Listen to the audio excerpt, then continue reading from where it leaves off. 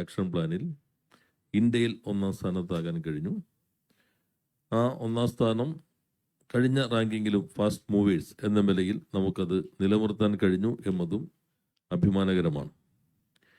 രാജ്യത്തെ ആദ്യത്തെ ESG വ്യവസായ നയം, എൻവയോൺമെൻ്റൽ സോഷ്യൽ ഗവേണൻസ്, അത് കേരളമാണ് അംഗീകരിച്ചത്. ദാവോസിലെ വേൾഡ് ഇക്കണോമിക് ഫോറത്തിൽ കേരളത്തിന് കൂടുതൽ നിക്ഷേപ സാധ്യതകൾ തുറന്നിടുന്നതിന് സഹായിച്ചത് ഒരു പ്രധാന ഘടകം ഈ എൻവയോൺമെൻ്റൽ സോഷ്യൽ ഗവേണൻസിൻ്റെ പോളിസിയാണ്. അതുപോലെ തന്നെ നീതി ആയോഗിൻ്റെ SDG ഇൻഡെക്സിൽ തുടർച്ചയായി ഒന്നാമതെത്താൻ കഴിഞ്ഞു. നമുക്ക് വിവിധ നയങ്ങൾ നടപ്പിലാക്കാൻ കഴിഞ്ഞതും ഇതിൻ്റെ ഭാഗമാണ്. Logistic policy, export policy, graphene policy, അതിൻ്റെ തുടർച്ചയിൽ ഇൻവെസ്റ്റ് കേരള ഗ്ലോബൽ സബ്മിറ്റ്. അതിൽ ഇപ്പോൾ ഏകദേശം 55,000 കോടി രൂപയുടെ നിക്ഷേപം നമുക്ക് യാഥാർത്ഥ്യമാക്കാനായിട്ട് കഴിഞ്ഞു. ഇതുകൂടാതെ ലോക സാമ്പത്തിക ഫോറത്തിൽ 1.18 ലക്ഷം കോടിയുടെ നിക്ഷേപ വാഗ്ദാനങ്ങൾ ലഭിച്ചു. അത് യാഥാർത്ഥ്യമാക്കുന്നതിന് വേണ്ടിയുള്ള പദ്ധതികൾ നടപ്പിലാക്കിക്കൊണ്ടിരിക്കുകയാണ്. ഇൻവെസ്റ്റ് കേരള ഗ്ലോബൽ സബ്മിറ്റിൻ്റെ പ്രോഗ്രസ് റിപ്പോർട്ട് 1ാം വാർഷികത്തിന് ജനങ്ങളുടെ മുൻപിൽ അവതരിപ്പിച്ചു. ഏകദേശം ഭൂമി ലഭ്യമായതിൻ്റെ 40% നമുക്ക് കൺസ്ട്രക്ഷൻ സ്റ്റേജിലേക്ക് എത്തിക്കാനായിട്ട് കഴിഞ്ഞു. അതുപോലെ സംരംഭക വർഷം 3 സംരംഭക വർഷം കഴിഞ്ഞപ്പോൾ 4 ലക്ഷത്തിലധികം ചെറിയ സംരംഭങ്ങൾ നമുക്ക് കേരളത്തിൽ ആരംഭിക്കാനായിട്ട് കഴിഞ്ഞു. അതും ഒരു പുതിയ മോഡൽ പ്രധാനമന്ത്രിയും അമേരിക്കൻ സൊസൈറ്റി ഓഫ് പബ്ലിക് അഡ്മിനിസ്ട്രേഷനും അംഗീകരിച്ച ആ പുതിയ മോഡലിൻ്റെ ഭാഗമായി 4,06,606 പുതിയ സംരംഭങ്ങൾ, 27,158.64 കോടി നിക്ഷേപം, 8,66,162 തൊഴിലവസരങ്ങളും സൃഷ്ടിക്കുകയുണ്ടായി. അപ്പോൾ ഈ 5 വർഷം നോക്കുകയാണെങ്കിൽ 1 ലക്ഷം കോടി രൂപയിലധികമുള്ള നിക്ഷേപ വാഗ്ദാനങ്ങൾ യാഥാർത്ഥ്യത്തിലേക്ക് എത്തിക്കാൻ കഴിഞ്ഞു എന്നുള്ളതാണ്. അതിൽ 27,158 കോടി രൂപ സൂക്ഷ്മ സംരംഭങ്ങൾ, ഇയർ ഓഫ് എൻ്റർപ്രൈസസിൻ്റെ ഭാഗമായി. അതുപോലെ തന്നെ 55,000 കോടി രൂപ എന്നുള്ളത് നമ്മുടെ ഇൻവെസ്റ്റ് കേരള ഗ്ലോബൽ സബ്മിറ്റിൻ്റെ ഭാഗമായും, ഏകദേശം 15,000 കോടി രൂപയുടെ നമ്മുടെ മീറ്റ് ദ ഇൻവെസ്റ്റർ പ്രോഗ്രാമിലൂടെ വന്നിട്ടുള്ള നിക്ഷേപം കൂടിയാണ്. അപ്പോൾ അതുകൂടാതെ നമ്മുടെ പാർക്കുകളിലേക്ക് വന്ന നിക്ഷേപമുണ്ട്. ഈ 3 കാറ്റഗറിയിൽ തന്നെ 97,858 കോടിയുടെ നിക്ഷേപങ്ങൾ യാഥാർത്ഥ്യത്തിലേക്ക് എത്തി. കുറേ ഉദ്ഘാടനം കഴിഞ്ഞു, പ്രൊഡക്ഷനിലേക്ക് എത്തി, മറ്റു പലതും നിർമ്മാണത്തിൻ്റെ അവസാന ഘട്ടത്തിലാണ്. ഏകദേശം 1 ലക്ഷം കോടിയിലധികം രൂപയുടെ നിക്ഷേപങ്ങളാണ് യാഥാർത്ഥ്യത്തിലേക്ക് 5 വർഷം കൊണ്ട് നമുക്ക് എത്തിക്കാനായിട്ട് കഴിഞ്ഞത്. സൂക്ഷ്മ ചെറുകിട ഇടത്തരം വ്യവസായങ്ങളെ ഒപ്പം നിർത്തി ശക്തിപ്പെടുത്തി മുന്നോട്ട് കൊണ്ടുപോകാൻ പ്രധാനപ്പെട്ട ചില സ്കീമുകൾ കൂടി നമ്മൾ ആവിഷ്കരിക്കുകയുണ്ടായി. മിഷൻ 1000 സംരംഭങ്ങളെ ശരാശരി 100 കോടി ടേൺ ഓവറുള്ള സംരംഭങ്ങളാക്കി മാറ്റുക. 1 ലക്ഷം കോടി ടേൺ ഓവർ. ഇപ്പോൾ പുതുതായി വളരെ ചെറിയ സംരംഭങ്ങൾ 50ഉം 60ഉം ലക്ഷമൊക്കെ ടേൺ ഓവർ വാർഷികമുള്ള സംരംഭങ്ങളെ 1 കോടി ടേൺ ഓവറുള്ള സംരംഭങ്ങളാക്കി മാറ്റുക. മിഷൻ 1 ലാക്ക്, 1 ലക്ഷം സംരംഭങ്ങൾ 1 കോടി ടേൺ ഓവറുള്ളത്. രണ്ടും കൂടി 2 കാറ്റഗറിയിൽ വരുമ്പോൾ 2 ലക്ഷം കോടി ടേൺ ഓവറുള്ള സംരംഭങ്ങളാണ് കേരളത്തിലേക്ക് വരുന്നത്. ഇതുകൂടാതെ നമുക്ക് പരാതി പരിഹാര സംവിധാനം, സ്റ്റാറ്റ്യൂട്ടറി ഗ്രീവൻസ് റീഅഡ്രസൽ മെക്കാനിസം നമുക്ക് ഉണ്ടാക്കാൻ കഴിഞ്ഞു. പിന്നെ നിലവിലുള്ള ഉണ്ടായിരുന്ന നിയമം ഭേദഗതി ചെയ്ത് 50 കോടി രൂപ വരെയുള്ള നിക്ഷേപമാണെങ്കിൽ 3.5 വർഷത്തേക്ക് പ്രിൻസിപ്പൽ അപ്രൂവൽ ഉടൻ തന്നെ ഓൺലൈനിൽ നൽകുന്ന സംവിധാനം ഏർപ്പെടുത്തി. 3.5 വർഷം കഴിഞ്ഞ് ലൈസൻസുകൾ നേടിയാൽ മതി എന്ന വ്യവസ്ഥ കൊണ്ടുവന്നു. വലിയ നിക്ഷേപങ്ങൾക്ക് മുഖ്യമന്ത്രി ചെയർമാനായും വ്യവസായ വകുപ്പ് മന്ത്രി കോ ചെയർമാനുമായും മറ്റ് പ്രധാന വകുപ്പുകളുടെ മന്ത്രിമാർ വൈസ് ചെയർമാൻമാരുമായുള്ള ഒരു ഇൻവെസ്റ്റ്മെൻറ്റ് പ്രൊമോഷൻ ബോർഡ് നിയമസഭ പാസാക്കിയ നിയമത്തിൻ്റെ അടിസ്ഥാനത്തിൽ രൂപീകരിച്ചു. ചീഫ് സെക്രട്ടറി അധ്യക്ഷനും ഇൻഡസ്ട്രീസിൻ്റെ ചുമതലയുള്ള സെക്രട്ടറി കൺവീനറുമായിട്ടുള്ള എക്സിക്യൂട്ടീവ് സംവിധാനം നമുക്ക് കൊണ്ടുവരാനായിട്ട് കഴിഞ്ഞു. ചെറുകിട വ്യവസായങ്ങൾക്ക് KSIDC വഴി 1,200 കോടി രൂപ വായ്പ നൽകാൻ കഴിഞ്ഞു. KSIDCക്ക് മലബാർ മേഖലയ്ക്ക് വേണ്ടി കോഴിക്കോട് പുതിയ സോണൽ ഓഫീസ് ആരംഭിച്ചു. കിൻഫ്രയുടെ പുതിയൊരു ഓഫീസ് മട്ടന്നൂർ പാർക്കിനോട് ചേർന്ന് ഉത്തരമേഖലയ്ക്ക് വേണ്ടി അവിടെയും ആരംഭിക്കാനായിട്ട് കഴിഞ്ഞു. MSMEകൾക്ക് ഇൻഷുറൻസ് ഇല്ല എന്ന പ്രശ്നം വയനാടിൻ്റെ ഘട്ടത്തിൽ ഒന്നുകൂടി കാണുകയുണ്ടായി. നമ്മുടെ ദുരന്ത നിവാരണ നിയമത്തിനകത്ത് സംരംഭങ്ങൾക്ക് നഷ്ടം സംഭവിച്ചാൽ പരിഹാരം നൽകാനുള്ള വ്യവസ്ഥകളില്ല. അതുകൊണ്ടാണ് സർക്കാർ പ്രത്യേകമായി മാനുഫാക്ചറിങ്ങിന് 20 ലക്ഷം രൂപയും സർവീസിന് 10 ലക്ഷം രൂപയും ട്രേഡിന് 7 ലക്ഷം രൂപയും നഷ്ടപരിഹാരം നൽകിയത്. അതെല്ലാം കണക്കിലെടുത്തുകൊണ്ട് ഇൻഷുറൻസ് പ്രീമിയത്തിൻ്റെ 50% സർക്കാർ അടയ്ക്കുന്ന രൂപത്തിലുള്ള ഇൻഷുറൻസ് സ്കീം ഏർപ്പെടുത്തി. ഇതുകൂടാതെ 51 സ്വകാര്യ വ്യവസായ പാർക്കുകൾ, അത് കേരളത്തിൻ്റെ ചരിത്രത്തിലൊരു പുതിയ അനുഭവമാണ്. ഏകദേശം 560 ഏക്കറോളം സ്ഥലം പുതുതായി വ്യവസായത്തിലേക്ക് കൊണ്ടുവരാൻ കഴിഞ്ഞു.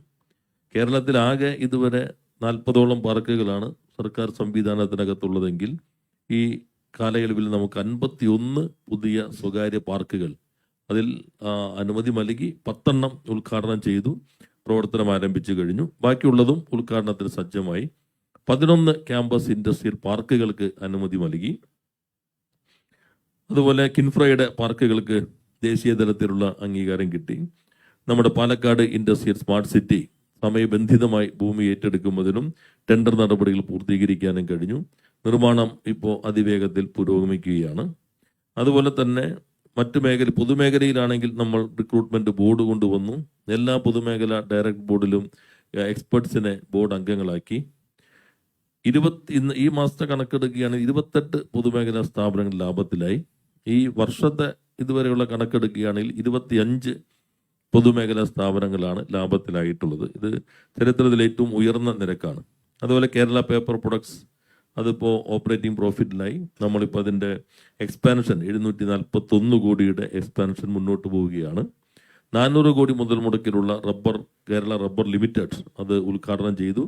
അവിടെ ഉദ്ഘാടന ചടങ്ങിൽ വെച്ച് തന്നെ 480 കോടിയുടെ നിക്ഷേപത്തിനുള്ള അലോട്ട്മെന്റ് നൽകുകയുണ്ടായി. 3000 കോടിയുടെ നിക്ഷേപമാണ് അവിടെ പ്രതീക്ഷിക്കുന്നത്. പരമ്പരാഗത വ്യവസായ മേഖലയിലും ശാസ്ത്രീയമായ പഠനത്തിന്റെ അടിസ്ഥാനത്തിൽ നമുക്ക് വിദഗ്ധ സമിതി ശുപാർശകൾ നടപ്പിലാക്കാൻ കഴിഞ്ഞു. കെയർ മേഖലയിൽ കെയർ കോൺക്ലേവ് കൂടി സംഘടിപ്പിച്ചു. അതിന്റെ ഭാഗമായി ഇപ്പോൾ റിവോൾവിംഗ് ഫണ്ട് അവിടെ നടപ്പിലാക്കി, സമയബന്ധിതമായി സൊസൈറ്റികൾക്ക് ഫണ്ട് നൽകാൻ. പിന്നെ ചകിരിയുടെ പരിഹരിക്കാൻ വർഷത്തിൽ 2 തവണ ടെൻഡർ വിളിക്കുന്ന രൂപത്തിൽ ഫൈബർ ബാങ്ക് ഇപ്പോൾ രൂപീകരിച്ചു. കോട്ടൺ മേഖലയിൽ കോട്ടൺ ബോർഡ് രൂപീകരിച്ചതിൻ്റെ അടിസ്ഥാനത്തിൽ എല്ലാ ടെക്സ്റ്റൈൽ മില്ലുകളും നമുക്ക് നല്ല രീതിയിൽ മുന്നോട്ട് കൊണ്ടുപോകാൻ കഴിഞ്ഞു. പല മില്ലുകളും നഷ്ടത്തിലായത് ഇപ്പോൾ ലാഭത്തിലേക്ക് കൊണ്ടുവന്നു. അതുപോലെ തന്നെയാണ് പുതിയ ഡിസൈനുകൾ കൈത്തറിയിലും കൊയറിലും നാഷണൽ ഡിസൈൻ ഇൻസ്റ്റിറ്റ്യൂട്ടുമായി ചേർന്ന് നമുക്ക് ആവിഷ്കരിക്കാനായിട്ട് കഴിഞ്ഞിട്ടുണ്ട്. പിന്നെ കശുവണ്ടി മേഖലയിൽ സ്വകാര്യ വ്യവസായികൾക്ക് വേണ്ടി പ്രത്യേകമായ പാക്കേജ് നടപ്പിലാക്കി. സ്റ്റാറ്റ്യൂട്ടറി ആയിട്ടുള്ള ബാധ്യതകൾ ഒരു ഭാഗം സർക്കാർ ഏറ്റെടുത്തു. മോഡേണൈസേഷന് വേണ്ടി ഫണ്ട് അനുവദിച്ചു. അതുപോലെ തന്നെ വർക്കിംഗ് ക്യാപിറ്റൽ ലോൺ എടുക്കുമ്പോൾ 50 ലക്ഷം രൂപ വരെ സർക്കാർ നൽകുന്ന രൂപത്തിലുള്ള പദ്ധതി ആവിഷ്കരിച്ചു. സ്ത്രീകളുടെ തൊഴിലിടം മെച്ചപ്പെടുത്താൻ 5 കോടി രൂപ അനുവദിക്കുകയുണ്ടായി. ഷെല്ലിംഗ് മോഡേണൈസേഷന് വേണ്ടി 5 കോടി അനുവദിച്ചു. ഈ മാസങ്ങളിലെല്ലാം മുടക്കമില്ലാതെ തന്നെ തൊഴിൽ ഉറപ്പുവരുത്താൻ കഴിഞ്ഞു എന്നതും പ്രത്യേകം കാണേണ്ടതുണ്ട്. ഈറ്റ മേഖലയിലായിരുന്നു കുറച്ച് പ്രതിസന്ധി ഉണ്ടായിരുന്നത്. ഇപ്പം അതും പരിഹാരമായി. ബാംബു മിഷനും ബാംബു ബോർഡും ചേർന്നുള്ള സമഗ്രമായ പദ്ധതി താഴേക്ക് പരമ്പരാഗത തൊഴിൽ മേഖലയിലേക്ക് എത്തിക്കാനായിട്ട് കഴിഞ്ഞിട്ടുണ്ട്. അതുപോലെ തന്നെ ബാംബു ബോർഡിൻ്റെ ജോയിൻറ്റ് വെഞ്ചറുകൾ സാധ്യമായി. കെൽട്രോൺ ചരിത്രത്തിൽ ഏറ്റവും ഉയർന്ന ടേൺ ഓവറുള്ള 1300 കോടിയിലധികം ടേൺ ഓവറുള്ള സ്ഥാപനമായി മാറി. റഷ്യ വിയറ്റ്നാം കമ്പനികളുമായിട്ട് ജോയിൻറ്റ് വെഞ്ചറിലേക്ക് എത്തി. ഡിഫൻസ് മേഖലയ്ക്കകത്തും സ്പേസ് മേഖലയ്ക്കകത്തും കെൽട്രോൺ നല്ല സംഭാവന ചെയ്യാൻ കഴിഞ്ഞു. KMML പുതിയ ഘട്ടത്തിലേക്കാണ്. അവിടെ മോണോസൈറ്റിൻ്റെ വാല്യൂ അഡീഷൻ്റെ പദ്ധതിയുടെ തുടക്കമായി. ഒരു കോറിഡോർ, അതിനാവശ്യമായിട്ടുള്ള പദ്ധതികൾ മുന്നോട്ട് പോവുകയാണ്. എല്ലാ പൊതുമേഖലാ സ്ഥാപനങ്ങളും നല്ല നിലയിൽ മുന്നോട്ട് പോകാനായിട്ട് കഴിഞ്ഞു. പിന്നെ ഡയറക്ടറേറ്റിൻ്റെ നേതൃത്വത്തിൽ ആദ്യമായിട്ടാണ് ഒരു റിവേഴ്സ് ബയ്യർ സെല്ലർ പദ്ധതി നടപ്പിലാക്കി. നിരവധി രാജ്യങ്ങൾ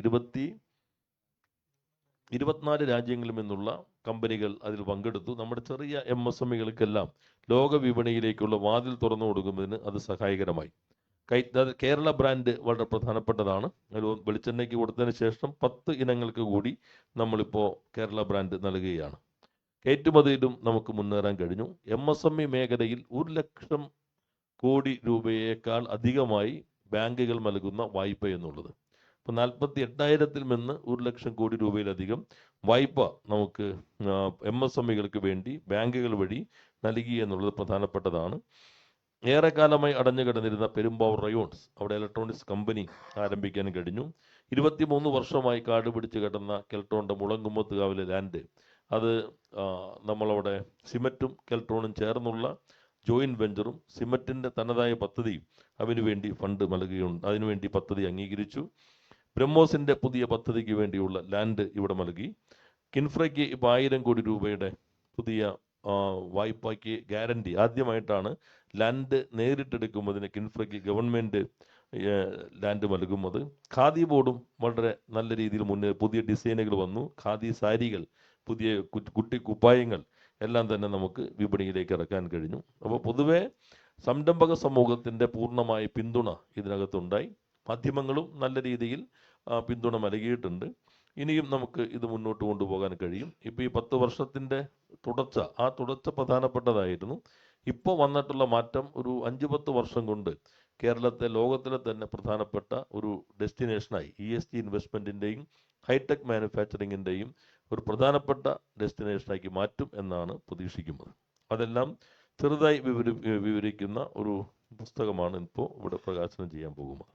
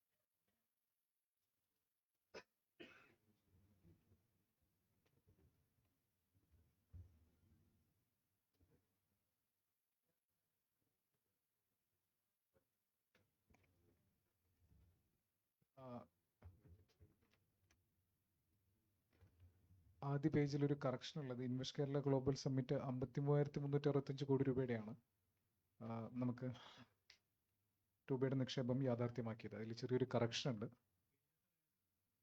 പ്രധാന നേട്ടങ്ങളിലെ പേജ് നമ്പർ 4,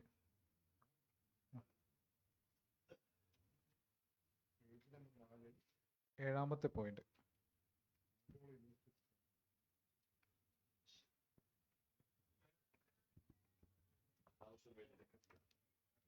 ഫോർത്ത് പേജ്, ഏഴാമത്തെ point, invest Kerala global summit. 5 വിട്ടുപോയി. 5,3,3,6,5 ആണ്. അവിടെ കൊടുത്തത് 3,3,6,5 ആണ്.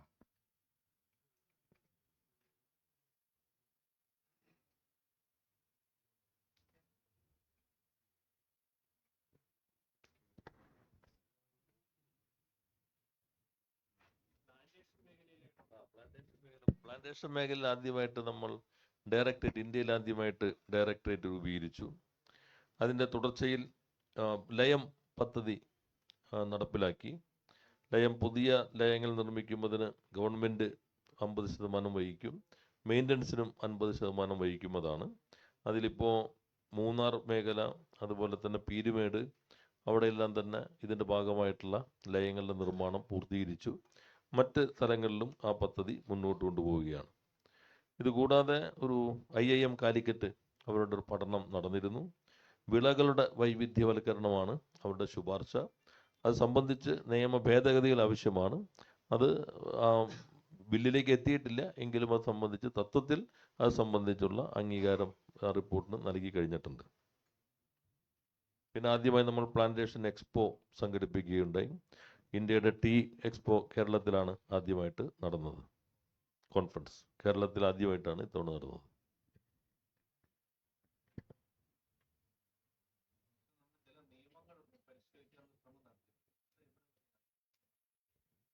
അല്ല, മിക്കവാറും എല്ലാം നമ്മൾ മാറ്റി. റിപ്പീൽ ചെയ്യുന്നത് നൂറിലധികം നിയമങ്ങൾ റിപ്പീൽ ചെയ്തു. ഏറ്റവും അധികം ഭേദഗതികൾ വരുത്തിയത് നമ്മുടെ ഇൻവെസ്റ്റ് കേരള ഗ്ലോബൽ സബ്മിറ്റിന് ശേഷം മുഖ്യമന്ത്രിയുടെ നേതൃത്വത്തിൽ എല്ലാ മന്ത്രിമാരുടെ യോഗം ചേരുകയുണ്ടായി. ആ യോഗത്തിൻ്റെ അടിസ്ഥാനത്തിൽ വിവിധ വകുപ്പുകൾ നല്ല സഹകരണമാണ് വരുത്തിയത്. ഏറ്റവും കൂടുതൽ മാറ്റങ്ങൾ വരുത്തിയത് LSTD ആണ്. അവർ പഞ്ചായത്തുമായി ബന്ധപ്പെട്ട ചട്ടങ്ങൾ അത് ഭേദഗതി ചെയ്തു. ഇപ്പോൾ മുനിസിപ്പൽ ചട്ടങ്ങൾ ഇന്ന് സംസാരിക്കുമ്പോൾ ഇന്നോ നാളെയോ ആയിട്ട് അതും നോട്ടിഫൈ ചെയ്യാൻ പോവുകയാണ്. അപ്പോൾ അതോടുകൂടി ഒത്തിരിയേറെ സങ്കീർണമായ നിർമ്മാണം ലൈസൻസായി ബന്ധപ്പെട്ട പ്രശ്നങ്ങൾക്കെല്ലാം പഞ്ചായത്ത് തലത്തിൽ ഇപ്പോഴേ പരിഹാരമായി, മുനിസിപ്പൽ തലത്തിലും പരിഹാരമാകും. നമ്മൾ കൊണ്ടുവന്ന നിയമങ്ങളിൽ പ്രധാനപ്പെട്ട ഒന്ന് സ്റ്റാറ്റ്യൂട്ടറി ഗ്രീവൻസ് റീഅഡ്രസൽ മെക്കാനിസം കൊണ്ടുവന്നു. ഇതുകൂടാതെ നേരത്തെ ഒരു ഒമിനിബസ് ലെജിസ്ലേഷൻ പാസ്സാക്കിയിരുന്നു കഴിഞ്ഞ ഗവൺമെൻറ്. അതാണ് സിംഗിൾ വിൻഡോയിലേക്ക് എത്തിയത്. അതിൻ്റെ അമെൻമെൻറ്റ് കൊണ്ടുവരികയുണ്ടായി. ആ അമെൻമെൻറ്റിലാണ് 3 വർഷം എന്നുള്ളത് 3.5 വർഷമാക്കി. 3 വർഷം കഴിഞ്ഞ് 6 മാസത്തിനുള്ളിൽ ബന്ധപ്പെട്ട ലൈസൻസുകൾ നേടിയാൽ മതി എന്നുള്ള ഭാഗം 3.5 വർഷത്തിനുള്ളിൽ നേടിയാൽ മതി എന്നാക്കി. അതേപോലെ തന്നെ പ്രിൻസിപ്പൽ അപ്രൂവൽ അത് ടെമ്പററി ബിൽഡിംഗ് നമ്പറായിട്ട് പരിഗണിക്കുന്നതിന് ചട്ടം ഭേദഗതി ചെയ്തു. മൂന്നാമത്തെ നിയമം നമ്മൾ കൊണ്ടുവന്നത് ഇൻഡസ്ട്രിയൽ പ്രൊമോഷൻ ബോർഡ് രൂപീകരിക്കാനാണ്. 7 ദിവസത്തിനകം ലൈസൻസ് കൊടുക്കാൻ എല്ലാ രേഖകളോടും കൂടി അപേക്ഷ നൽകിയാൽ 7 ദിവസത്തിനകം കോമ്പോസിറ്റ് ലൈസൻസ് കൊടുക്കാവുന്ന നിയമം പാസാക്കി. ആ നിയമത്തിൻ്റെ തുടർച്ചയിൽ മുഖ്യമന്ത്രി ചെയർമാനായും ഞാൻ നേരത്തെ പറഞ്ഞ പോലെ ഇൻഡസ്ട്രീസ് മിനിസ്റ്റർ കോ ചെയർമാനായും റവന്യൂ, ഫിനാൻസ്, അതുപോലെ ടൂറിസം ഇങ്ങനെയുള്ള മന്ത്രിമാരെല്ലാം ഉപാധ്യക്ഷന്മാരായിട്ടുള്ള ഒരു ബോർഡ് നിയമപ്രകാരം രൂപീകരിച്ചു. അതേപോലെ തന്നെ കേരള സെൻട്രലൈസ് ഇൻസ്പെക്ഷൻ സിസ്റ്റം നമുക്ക് കൊണ്ടുവരാനായിട്ട് കഴിഞ്ഞു. ഏറ്റവും ഒടുവിൽ ഇപ്പോൾ റൈറ്റ് ടു സർവീസിൻ്റെ ഭാഗമായിട്ട് സേവനാവകാശ കമ്മീഷൻ്റെ രൂപീകരണവും സേവനാവകാശ നിയമവും അതും വ്യവസായ മേഖലയിൽ വലിയ മാറ്റങ്ങൾ ഉണ്ടാക്കുന്ന സഹായകരമാണ്. ചട്ടങ്ങളിൽ ഏറ്റവും പ്രധാനപ്പെട്ട മാറ്റം വരുത്തിയത് ലാൻഡ് അലോട്ട്മെൻറ്റിൻ്റെ ചട്ടങ്ങൾ ഭേദഗതി ചെയ്തു. 1960 മുതൽ നിലനിന്നിരുന്ന പ്രശ്നമായിരുന്നു നമ്മുടെ എസ്റ്റേറ്റുകളിൽ പട്ട, അതുപോലെ ലീസ്, ഹയർ പർച്ചേസ്, ഈ 3 കാറ്റഗറിയിലായിട്ടായിരുന്നു ഭൂമി നൽകിക്കൊണ്ടിരുന്നത്. അതിന് ഏകീകരണം വരുത്തി. ഉടമസ്ഥ അവകാശം കൈമാറുന്നത് സിംപ്ലിഫൈ ചെയ്തു. 25,000 രൂപ ഫീസ് അടച്ചാൽ ഉടമസ്ഥ അവകാശം കൈമാറാം. ആക്ടിവിറ്റി മാറുന്നത് പോലും കുറച്ച് കടുപ്പമായിരുന്നു, നേരത്തെ വർഷങ്ങളെടുക്കുമായിരുന്നു. അത് ഓൺലൈനാക്കി. 10,000 രൂപ അടച്ചാൽ ആ എസ്റ്റേറ്റ് വിൽക്കുന്ന സ്ഥലത്ത് എന്താണോ അനുവദനീയമായിട്ടുള്ള നിയമപ്രകാരം ആക്ടിവിറ്റിയിലേക്ക് മാറാനുള്ള വ്യവസ്ഥ അതിൻ്റെ ഭാഗമായി കൊണ്ടുവന്നു. കിൻഫ്ര KSIDC പാർക്കുകളിൽ പുതിയ ലീസ് പോളിസി കൊണ്ടുവന്നു. വലിയ നിക്ഷേപങ്ങളാണെങ്കിൽ 100 കോടിക്ക് മുകളിലാണെങ്കിൽ ലീസ് പ്രീമിയത്തിൻ്റെ 10% മാത്രം അടച്ചാൽ മതി. 2 വർഷം മൊറട്ടോറിയം, മൊത്തം 10 ഇൻസ്റ്റാൾമെൻ്റാക്കി പ്രീമിയം അടച്ചാൽ മതി എന്ന വ്യവസ്ഥ കൊണ്ടുവന്നു. 50 കോടിക്ക് 100 കോടിക്കും 50-നും 100 കോടിക്ക് ഇടയിലാണെങ്കിൽ 20% ഫസ്റ്റ് ഇൻസ്റ്റാൾമെൻറ്റ്, 2 വർഷം മൊറട്ടോറിയം, 5 ഇൻസ്റ്റാൾമെൻറ്റുകൾ ടോട്ടൽ. 50 കോടിക്ക് താഴെയാണെങ്കിൽ 20% ഫസ്റ്റ് ഇൻസ്റ്റാൾമെൻറ്റ്, മൊറട്ടോറിയം ഇല്ല, 5 ഇൻസ്റ്റാൾമെൻ്റായിട്ട് അടയ്ക്കേണ്ടതുണ്ട്. അപ്പോൾ അങ്ങനെ ആ പോളിസിക്കകത്തും നമുക്ക് മാറ്റം വരുത്താനായിട്ട് കഴിഞ്ഞിട്ടുണ്ട്. ഇതാണ് പ്രധാനമായി വന്ന ചട്ട ഭേദഗതികളും അതുപോലെ തന്നെ നിയമ ഭേദഗതികളും.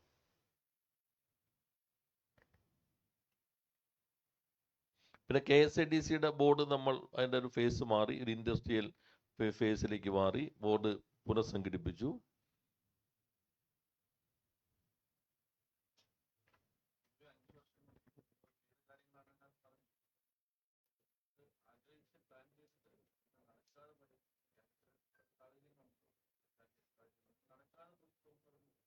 ഇല്ല, അതിലിപ്പോൾ നമ്മൾ പറഞ്ഞതിനപ്പുറത്തേക്ക് പോകാൻ പറ്റി എന്നുള്ളതാണ്.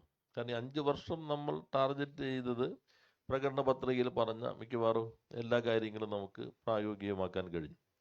ഇനി നടപ്പിലാക്കാൻ ബാക്കിയുള്ളത് പ്ലാന്റേഷൻ സംബന്ധിച്ചുള്ള IIM റിപ്പോർട്ടിൻ്റെ ഭാഗമായി വിളകളുടെ വൈവിധ്യവൽക്കരണത്തിന് ഒരു നിയമ ഭേദഗതി കൂടി വരേണ്ടതുണ്ട്. റവന്യൂ വകുപ്പിൽ നിന്നാണ് ആ ഭേദഗതി വരേണ്ടത്. അത് ഇൻ പ്രിൻസിപ്പിളായിട്ട് അംഗീകരിച്ചിട്ടുള്ളതാണ്. പക്ഷെ അത് നിയമസഭയ്ക്കകത്ത് അത് കൊണ്ടുവരാൻ പറ്റാതെ വന്നിട്ടുള്ളതാണ്. ബാക്കി എല്ലാ കാര്യങ്ങളും നമുക്ക് ചിലത് ഞങ്ങൾ നേരത്തെ തന്നെ സ്വായത്തമാക്കാൻ കഴിഞ്ഞു. പല കാര്യങ്ങളും പുതിയ കാര്യങ്ങൾ പ്രകടന പത്രികയ്ക്ക് അപ്പുറത്തേക്ക് പോകാനും കഴിഞ്ഞിട്ടുണ്ട്. അതിൽ ഏറ്റവും പ്രധാനപ്പെട്ട ഒരു ചേഞ്ച് വന്നിട്ടുള്ളത് അക്കാഡമിക ഇൻഡസ്ട്രിയൽ ലിങ്കേജ് ശക്തിപ്പെട്ടു. ഫുൾ ടൈം ഇന്റേൺഷിപ്പുകൾ കൊണ്ടുവന്നു. ക്യാമ്പസ് ഇൻഡസ്ട്രിയൽ പാർക്ക് അതിൻ്റെ ഭാഗമായിട്ട് വന്നു. ഇതൊന്നും പ്രകടന പത്രികയുടെ ഭാഗമായി വന്നതല്ല. നമ്മളല്ലാതെ പോയി പ്രൈവറ്റ് ഇൻഡസ്ട്രിയൽ പാർക്ക് കഴിഞ്ഞ ഗവൺമെൻറ്റിൻ്റെ സമയത്തുള്ള പോളിസിയാണെങ്കിലും പ്രായോഗികമായ ചില പ്രശ്നങ്ങൾ ഉണ്ടായിരുന്നു. അത് പരിഹരിച്ചിട്ടാണ് നമുക്കിപ്പോൾ 51 പാർക്കുകളിലേക്ക് എത്താൻ കഴിഞ്ഞത്. സംരംഭക വർഷവും യഥാർത്ഥത്തിൽ മാനിഫെസ്റ്റോയുടെ ഭാഗമല്ല, പക്ഷെ MSME മേഖലയെ ശക്തിപ്പെടുത്താനായിട്ടുള്ള ധാരണയാണ് ഉണ്ടായിരുന്നത്. അത് നമുക്ക് നന്നായി തന്നെ മുന്നോട്ട് കൊണ്ടുപോകാൻ കഴിഞ്ഞിട്ടുണ്ട്. പൊതുവെ സംരംഭക സമൂഹം വളരെ സംതൃപ്തരാണ്. അത് നമുക്ക് നിങ്ങൾക്ക് എല്ലാവർക്കും ബോധ്യപ്പെടുന്ന കാര്യമാണ്. നന്നായി നിക്ഷേപങ്ങൾ നാട്ടിലേക്ക് വന്നുകൊണ്ടിരിക്കുന്നു.